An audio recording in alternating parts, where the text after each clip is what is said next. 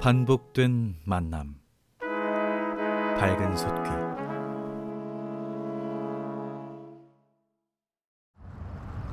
새로 태어나는 아침이 죽음을 부정하는 눈동자에 비치고 있었다. 나는 옥탑방 위에 쭈그리고 앉아 있었다. 예전 우리 흡혈귀들에게 죽음과 동의어였던 태양을 바라보면서 잿빛 하늘을 가르며 서서히 퍼지는 빛의 촉감은 살 위로 온기와 더불어 약간의 생경함을 불러일으킨다.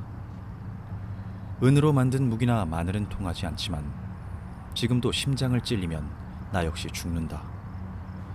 그럴 기회가 별로 없긴 하지만 나는 기지개를 켜며 천천히 자리에서 일어났다. 살아있는지 죽어있는지 구분이 안 가는 삶이지만 어쨌든 일을 해야지.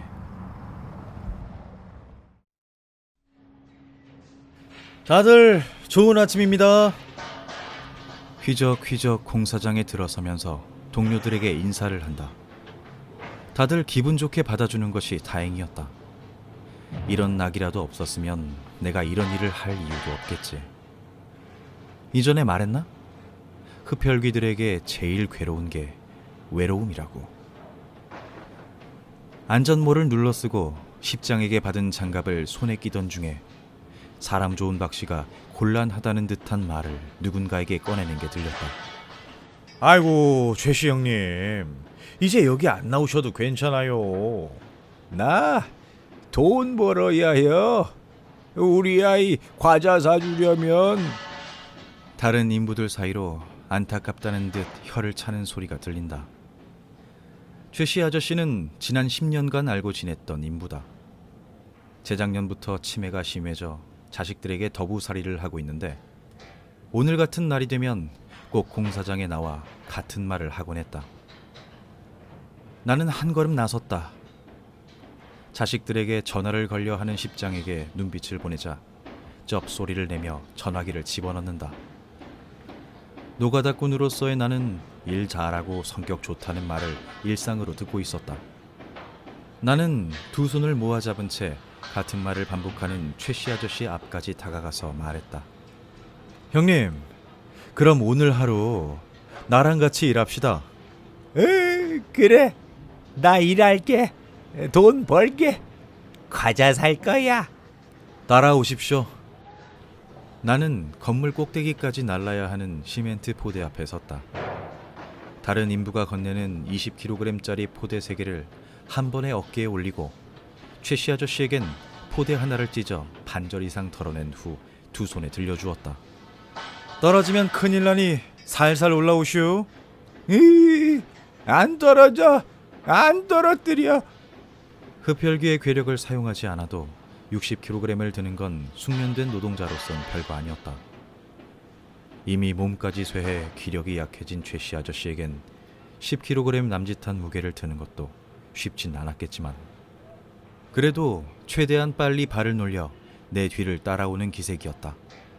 나는 어깨에서 기우뚱거리는 포대를 고쳐 잡으며 무심히 입을 연다. 형님, 날도 더운데 왜 일하러 나오셨어? 과자 사야 돼. 자식들이 과자 살 돈도 안 주셔? 내가 번 돈으로 사야 돼.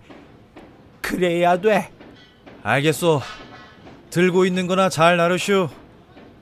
최씨 아저씨의 숨결은 조금씩 거칠어졌지만 그래도 쓰러질 정도는 아니었다. 난간 사이사이 작업을 하고 있는 인부들이 최씨 아저씨를 보며 안타깝다는 듯한 시선을 던지는 게 보인다. 그래도 내가 앞장서서 데리고 있으니 걱정하는 기색은 별로 없었다. 그들은 모르고 있었다. 내가 최씨 아저씨를 만난 지 벌써 70년가량 세월이 흘렀다는 걸.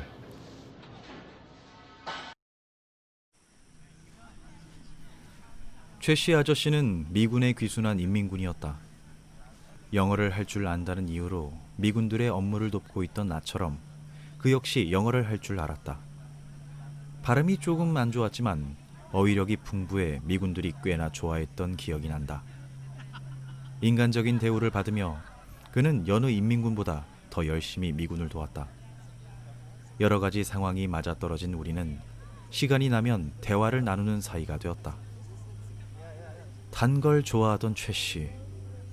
그때는 아직 뺨에 홍조가 남아있던 20대 초반의 청년이었다. 그는 미군들이 먹는 음식 중 껌과 초콜릿을 특히 좋아하고 신기해하곤 했다. 미군들은 어쩜 이리 맛있는 과자를 먹는지 모르겠어. 선진국이잖아. 우리 경수 이 과자를 아주 좋아할 것임둥. 형씨, 가족이 있었나? 있음둥. 큰아들 경수가 이제 3살이고 둘째 지수가 첫돌이 되었음둥. 보고 싶겠구만. 내래 꼭 살아서 경수한테 이 맛있는 과자 먹여줄 거임둥. 아버지가 돼서 그 정도는 해줘야 함둥. 그렇게 되면 좋겠구만. 그렇게 되겠지.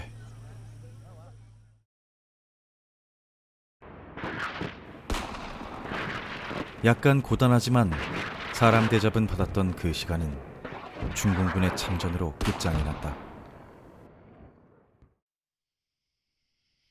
그가 미군 포로 수용소에 갇히기 전 나는 탁주 한 주전자를 구해 친하게 지내던 미군의 배려로 잠시 이야기를 나눌 수 있었다. 그날 날이 새도록 우리는 많은 이야기를 했다. 봄에서 가을까지 허리가 휘도록 일하고 겨울엔 두부를 만들어 팔아가며 돈을 모은 아버지. 한국 전쟁이 일어나 모두가 전쟁에 휩쓸리는 마당에 피땀 흘려 얻은 땅에 모내기를 하고야 말았던 이야기는 결국 전쟁의 비극으로 마무리되곤 했다. 사상이 불순하다는 죄목으로 징집된 그는 연합군의 발을 늦추기 위한 총알바지 신세가 되었다. 같이 자고 같이 밥을 먹던 동료가 총에 맞아 쓰러지고 수류탄에 찢어지는 모습. 그런 말을 하는 동안 그의 눈에서는 눈물이 줄줄 흐르고 손끝이 떨리고 있었다. 별 도움이 되진 않았겠지만 난 그에게 말했다. 살아남아. 꼭 아들한테 과자 맛 보여줘야 하지 않겠어? 어떤 일이 있어도 꼭 살아남는 거야. 술잔이 다 비고 아침이 올 때까지 나는 흐느끼는 그를 달래주었다. 포로 수용소로 끌려가는 그의 뒷모습을 한참이나 바라보던 것으로 그와의 만남은 끊겼다. 미군은 피난민과 인민군을 마구잡이로 몰아넣었고 사상이 다른 적들은 끔찍한 유혈 사태를 계속했다. 그 속에서 그가 살아남았다는 것은 어쩌면 신의 가호일지도. 수십 년의 세월이 흐르고 그와의 두 번째 만남은 공사장에서였다. 나는 흡혈귀의 능력 중 하나로 10수년 정도에 한 번 얼굴을 바꿨기 때문에 최 씨가 날 알아보지 못한 건 무리가 아니었다. 전쟁이 계속되는 동안 수많은 불길한 억측에 괴로워하면서 끝내 살아남아 미군 포로 생활을 하고 남한에 오게 된 사연을 들으면서도 난 큰 슬픔을 느끼지 않았다. 얼굴에 많은 시간이 내려앉고 고단한 일을 하면서도 순수함이 남아있던 그의 현재에 안심이 되었을 뿐. 최씨 아저씨, 내가 살 테니까 같이 삼겹살에 소주 한잔 하죠. 제외하고 한 달쯤 후 내가 재의했고 가족들 생각에 자기 즐거움은 잊고 사는 그에게 모처럼 편안한 시간을 선물할 수 있었다.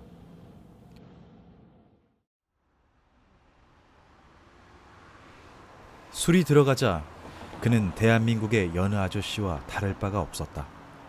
북녘 사투리도 거의 잊어버렸고 사고방식도 남한 사람의 그것이 되어 있었다.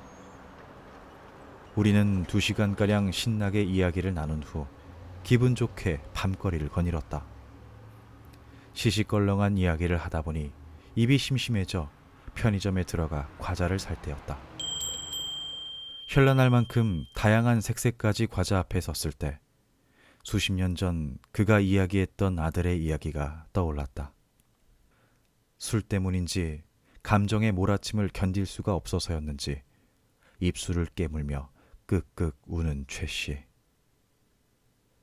시간은 어린아이가 세월을 알 만큼 흘렀지만 인간에 의해 만들어진 재앙이 후벼놓은 상처는 쉽게 아물지 않는다는 걸 나는 그때 알았다.